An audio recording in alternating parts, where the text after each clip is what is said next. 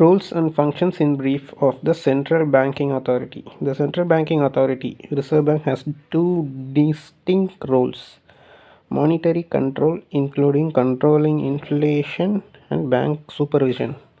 All major central banks of other countries to look after these two functions and carry the charge of ensuring that the overall financial health of banks is not impaired.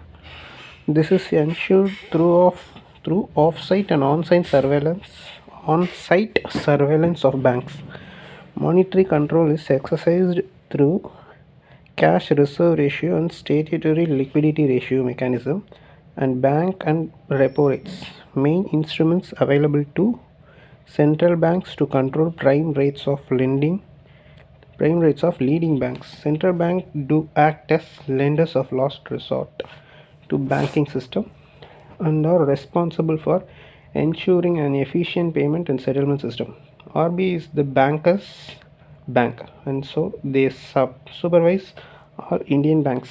RBI can supervise banks by using RBI Act and further issuing of rules and regulations.